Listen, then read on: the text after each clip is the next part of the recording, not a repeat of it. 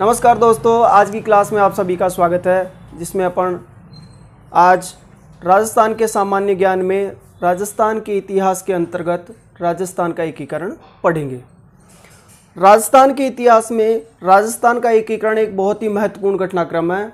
साथ ही सभी परीक्षाओं में राजस्थान के इतिहास का जो पाठ्यक्रम रखा गया उसमें राजस्थान के एकीकरण से संबंधित 2-3 प्रश्न पूछ लिए जाते हैं। राजस्थान का एकीकरण, सबसे पहले तो अपन इस एकीकरण शब्द को समझेंगे कि एकीकरण क्या है।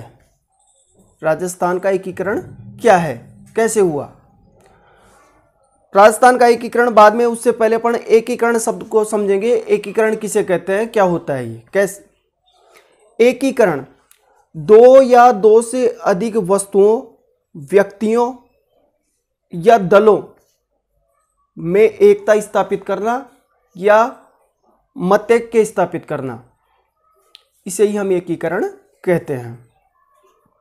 इसी परिभाषा के अंतर्गत राजस्थान में जो विभिन्न रियासतें थी जिन पर राजपूत राजाओं का शासन था, राज था, उन सभी रियासतों को एक मंच पर लाया गया, उनमें मतैक्य एकता स्थापित की और सभी को एक जगह करके इस पूरे राजपूताने को, राजस्थान का जो प्राचीन काल में नाम था राजपूताना, उसको आधुनिक राजस्थान का स्वरूप दिया गया। तो इस प्रकार ये हुआ राजस्थान का एकीकरण। राजस्थान के एकीकरण से संबंधित आप पहले भी पढ़ चुके हो, 7 चरणों में हुआ था राजस्थान का एकीकरण, लेकिन कुछ छुए अनछुए पहलुओं, उन पर आज हम इस कक्षा के माध्यम से प्रकाश डालेंगे। देखिए, राजस्थान का एकीकरण 7 चरणों में हुआ। राजस्थान का एकीकरण अपन बाद में करेंगे। सबसे पहले अपन राजस्थान का एकीकरण करने के लिए क्या क्या प्रयास किए गए, किन किन व्यक्तियों द्वारा कौन कौन सी घटनाएं हुई, उसको अपन पहले पढ़ेंगे। राजस्थान का एकीकरण जो प्रारंभ हुआ या इसके लिए जो प्रयास किए गए, या राजस्थान का एकीकरण का जो इतिहास है वो हमारे देश की आज़ादी से पहले का है। ये बात आप सुनिश्चित कर लीजिए अपने दिमाग में कि राजस्थान का जो एकीकरण का कार्य आरंभ हुआ वो हमारी देश की आज़ादी से पहले हुआ। तो सबसे पहला क्वेश्चन इसमें पूछ लिया जाता है कि राजस्थान का एकीकरण कितने चरणों में हुआ। आप सभी पढ़ चुके हो, जानते हो, 7 चरणों में हुआ राजस्थान का एकीकरण। दूसरी जो बात है, इसमें जो महत्वपूर्ण प्रश्न बन के आता है वो राजस्थान का एकीकरण कब आरंभ हुआ। तो राजस्थान का एकीकरण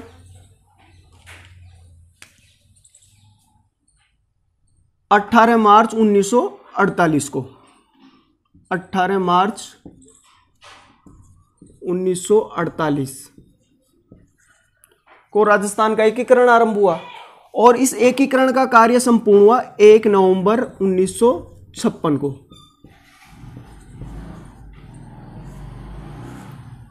अब दोनों के मध्य जो समयावधि है कितनी है, कितना समय लगा राजस्थान के एकीकरण में। राजस्थान के एकीकरण में समय लगा 8 वर्ष 7 माह 14 दिन। क्लियर। 8 वर्ष 7 माह 14 दिन की अवधि में हमारा राज्य है, हमारा प्रांत है, हमारी जन्मभूमि है, मरुधरा है, उसका एकीकरण हुआ और ये अपने वर्तमान स्वरूप में अस्तित्व में आया। अब देखिए, दिन महीने साल दिए गए, इससे ऐसा आंकड़ा, एक और आंकड़ा देखिए आप, 2 वर्ष 11 माह 18 दिन, 2 वर्ष 11 माह। राजस्थान का एकीकरण 8 वर्ष 7 माह 14 दिन में हुआ और भारतीय संविधान को बनने में लगा हुआ समय है 2 वर्ष 11 माह 18 दिन। क्वेश्चन पूछ लिया जाता है तो इसमें ये दोनों प्रश्नों में ही ये दोनों ऑप्शन दिए जाते हैं, तो वहाँ गलती की गुंजाइश होती है, अपन वहाँ उल्टा कर देते हैं कई बार और कॉन्फिडेंस में। तो अपन इसका ध्यान रखें कि 8 वर्ष 7 माह 14 दिन राजस्थान के एकीकरण का समय है और 2 वर्ष 11 माह 18 दिन भारतीय संविधान को बनकर जो तैयार हुआ उसमें लगने वाला समय है। ये राजस्थान का एकीकरण का समय है। तो यहाँ गलती ट्राई कर देते हैं विद्यार्थी, इसको अपन ध्यान में रखें। 2 वर्ष 11 माह 18 दिन। अब देखिए 18 मार्च 1948 को जो राजस्थान का एकीकरण आरंभ हुआ।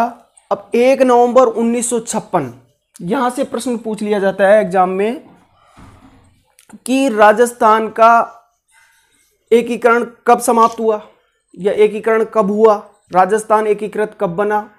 इसी के साथ ही थोड़ा शब्दों को इधर उधर करके इस क्वेश्चन को ऐसे बना लिया जाता है कि राजस्थान वर्तमान स्वरूप में अस्तित्व में कब आया, राजस्थान आधुनिक राजस्थान कब बना। इस तरह से प्रश्न बना दिए जाते हैं। उसमें अपन प्राय गलती कर देते हैं क्योंकि वहाँ जो 4 ऑप्शन दिए जाते हैं वो 4 ऑप्शंस में 15 अगस्त 1947, 26 जनवरी 1950 या 30 मार्च 1949 और 1 नवंबर 1956 ऐसे वहाँ विकल्प दिए जाते हैं। तो वहाँ विद्यार्थी परीक्षार्थी गलती करने की गुंजाइश ज़्यादा बढ़ जाती है। वहाँ 15 अगस्त 1947 या 26 जनवरी 1950 वो गलती कर देता है। तो अपने को ध्यान रखना है कि 1 नवंबर 1956 को ही राजस्थान का एकीकरण हुआ। राजस्थान अपने मूल स्वरूप में आया, वर्तमान स्वरूप में आया, एकीकृत हुआ और राजपूताने की जगह उसको राजस्थान का नाम दिया गया जो कर्नल जेम्स टोड ने दिया था। अब देखिए इसमें आगे 1 नवंबर 1956 का जो दिन है राजस्थान के इतिहास में, राजस्थान के एकीकरण में यह बहुत ही महत्वपूर्ण दिन है। अब इस 1 नवंबर 1956 से जुड़े हुए कुछ महत्वपूर्ण तथ्य अपन यहाँ पढ़ेंगे, उन तथ्यों पर प्रकाश डालेंगे। इनसे संबंधित प्रश्न भी परीक्षा में पूछ लिए जाते हैं। पहला जो महत्वपूर्ण था वो मैंने बता दिया कि राजस्थान का एकीकरण हुआ था इस दिन। दूसरा देखिए इसमें राज प्रमुख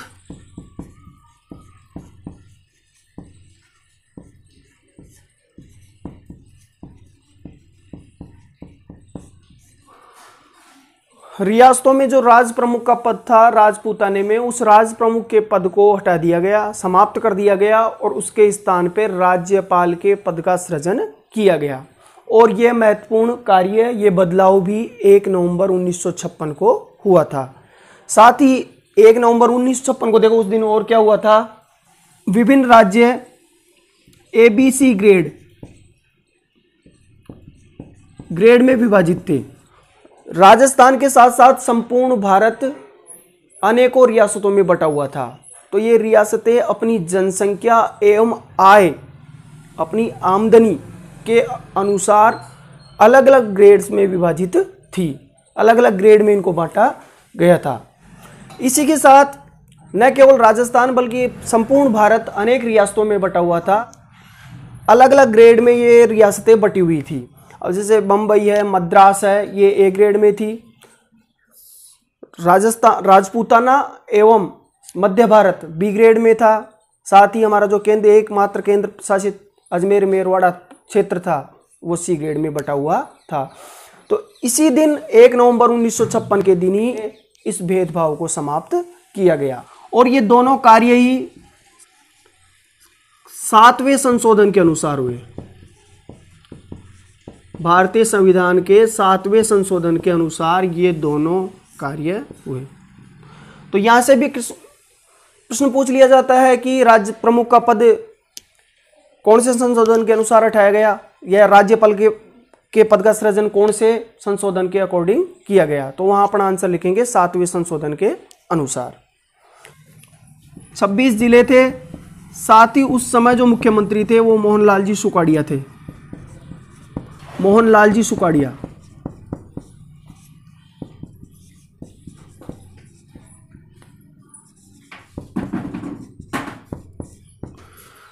मोहनलाल जी सुखाड़िया से संबंधित एक क्वेश्चन यहां पर बनता है, पूछ लिया जाता है। इन्हें आधुनिक राजस्थान का जनक कहा जाता है। यह आप ध्यान रखिए, आधुनिक राजस्थान का जनक।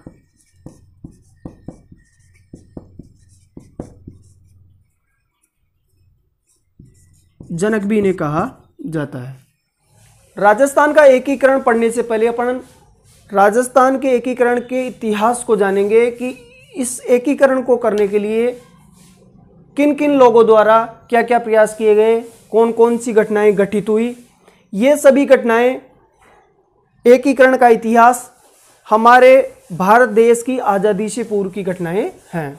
तो एक बार एकीकरण करने, अपन बाद में करेंगे एकीकरण तो राजस्थान का, लेकिन एकीकरण करने से पहले अपन एक बार इसके इतिहास के ऊपर प्रकाश डालेंगे। देखिए इसमें पहली घटना एकीकरण के इतिहास में 25-26 जून 1946 को घटित हुई।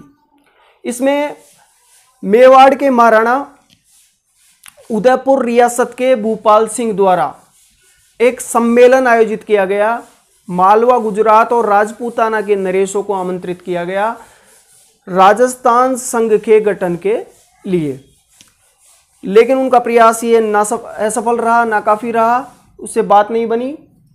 तो पहली घटना एकीकरण के इतिहास की 25-26 जून, 25-26 जून दोनों दिन 1946, और यह प्रयास किया गया था मेवाड़ के भूपाल सिंह द्वारा। ये यहां से भी प्रश्न पूछ लिया जाता है कि किसके द्वारा, मेवाड़ के भूपाल सिंह द्वारा। रियासतों के नरेशों को आमंत्रित किया गया सम्मेलन हेतु। पहला प्रयास इसमें यह किया गया। दूसरा देखिए, राजस्थान आंदोलन समिति का गठन किया गया। राजस्थान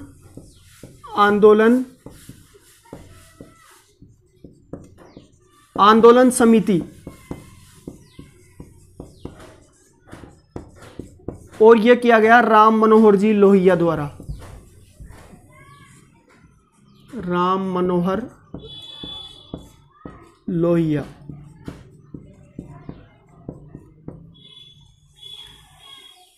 फिर इसके बाद नेक्स्ट, अंग्रेज अधिकारी वायसराय लॉर्ड माउंटबेटन के द्वारा 4 जून 1947 को भारत के विभाजन की घोषणा की गई। 4 जून 1947 को भारत के विभाजन, देखिए 4 जून 1947 को माउंटबेटन योजना के अंतर्गत माउंटबेटन द्वारा भारत विभाजन की घोषणा।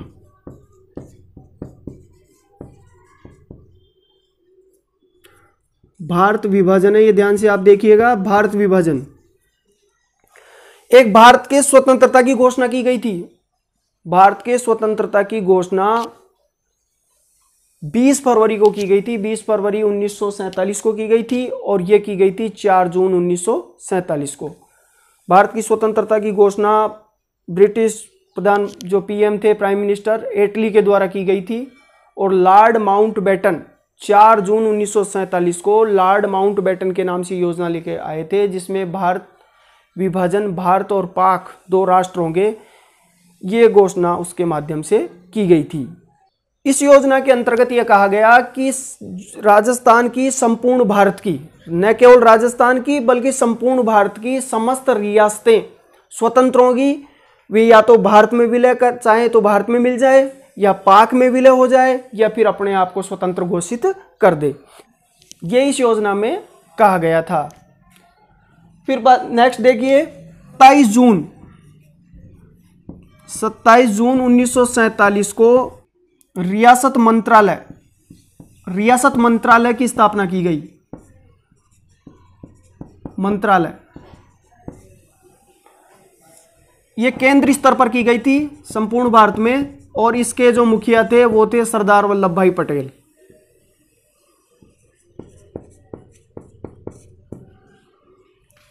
फिर इसमें जो नेक्स्ट बिंदु आता है राजस्थान के एकीकरण के इतिहास में, वो आता है रियासती विभाग बनाया गया है एक राजपूतानी क्षेत्र में, रियासती विभाग, और यह बनाया गया 5 जुलाई 1947 को इसका गठन किया गया। रियासती विभाग,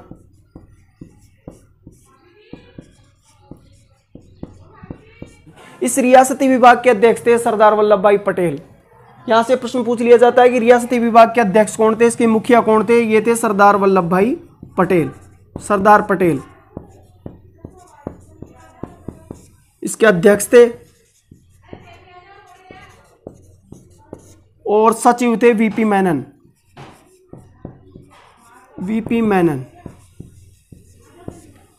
ये इसके सचिव थे।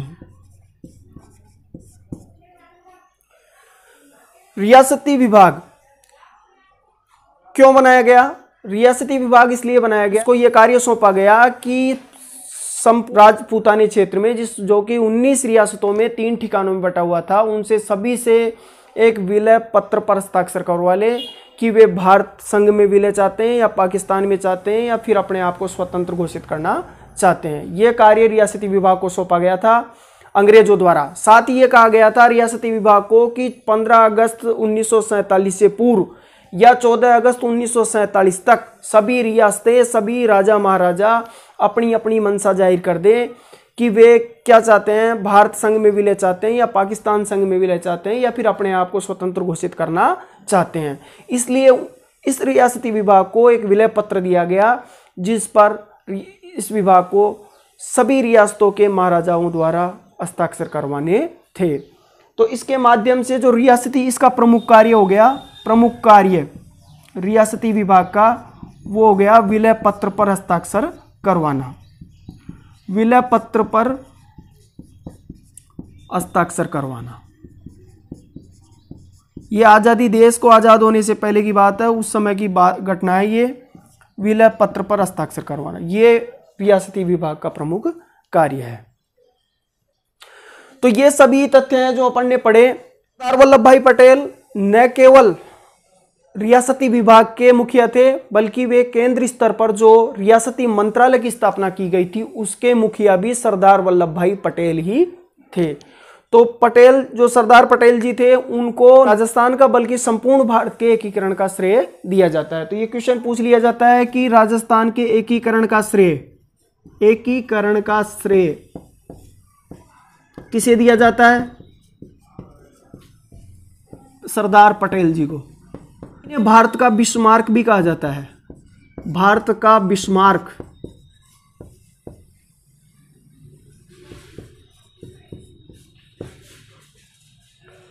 बिस्मार्क ने जर्मनी का एकीकरण किया था और सरदार वल्लभ भाई पटेल द्वारा संपूर्ण भारत का एकीकरण किया गया। इसके लिए इन्हें भारत का बिस्मार्क नाम से भी जाना जाता है। अब इसमें नेक्स्ट देखिए, रियासती विभाग द्वारा लॉर्ड माउंटबेटन योजना के अंतर्गत रियासती विभाग को जो जिम्मेदारी सौंपी गई थी उसके अंतर्गत उसका कार्य था विलय पत्र पर हस्ताक्षर करवाना। तो देशी रियासतों में जो प्रथम रियासत जिसके द्वारा हस्ताक्षर किया गया वो इसमें यहाँ से क्वेश्चन बनता है, एग्जाम्स में प्राय पूछ लिया जाता है। प्रथम हस्ताक्षर, विलय पत्र पर प्रथम हस्ताक्षर करने वाली रियासत थी बीकानेर। बीकानेर रियासत, बीकानेर रियासत के महाराजा थे उस समय शार्दुल सिंह। शार्दुल सिंह और इनके द्वारा हस्ताक्षर किए गए 7 अगस्त 1947 को। ये याद रखिए, आप ध्यान रखिए, ये प्रथम हस्ताक्षर थे। और अंतिम हस्ताक्षर धौलपुर के महाराजा ने किए, उदयभान सिंह। उदयभान सिंह जी द्वारा अंतिम हस्ताक्षर किए गए 14 अगस्त 1947 को। साथ ही इसमें देखिए, ये तो हस्ताक्षर वाली बात हुई, इसके साथ ही एक क्वेश्चन ये बनता है कि राजस्थान के एकीकरण का जो घटनाक्रम था, जो एकीकरण की जो प्रक्रिया थी, उसमें प्रथम यानी कि पहली वो कौन सी रियासत थी जो इस संघ में, राजस्थान संघ से जुड़ी थी, इस एकीकरण की प्रक्रिया में शामिल हुई थी? वो रियासत थी अलवर। प्रथम रियासत थी अलवर। प्रथम रियासत अलवर थी और अंतिम रियासत थी अजमेर मेरवाड़ा की सिरोही। अंतिम रियासत जो कि राजस्थान एकीकरण की प्रक्रिया में शामिल हुई वो थी सिरोही। ये भी अपन ध्यान रखेंगे। ये कहानी है विलय पत्र पर हस्ताक्षर करने की, प्रथम हस्ताक्षर, अंतिम हस्ताक्षर, और ये बात है कि प्रक्रिया में कौन शामिल हुआ, यानी कि राजस्थान के एकीकरण में सर्वप्रथम अलवर आया और अंत में 1 नवंबर 1956 को सिरोही शामिल हुआ, सिरोही रियासत शामिल हुई। अब इसमें मैं एक तथ्य और महत्वपूर्ण तथ्य और बताऊंगा आपको कि सभी रियासतों ने, राजस्थान की जो सभी रियासतें थी उन्होंने विलय पत्र पर हस्ताक्षर कर दिए, लेकिन जोधपुर यानी कि जोधपुर रियासत मारवाड़ रियासत के महाराजा थे हनुमंत सिंह, और हनुमंत सिंह भारत संघ में विलय नहीं चाहते थे, उन्होंने हस्ताक्षर नहीं किए, बाद में कर दिए थे, लेकिन हनुमंत सिंह भारत में विलय नहीं चाहते थे। उन्होंने स्पष्ट रूप से मना भी नहीं किया था, लेकिन उन्होंने गुप्त रूप से जो भोपाल के नवाब थे उनके साथ मिलकर मोहम्मद अली जिन्ना से पाक में विलय वो चाहते थे। पाक में विलय की मंशा थी जोधपुर के महाराजा हनुमंत सिंह की।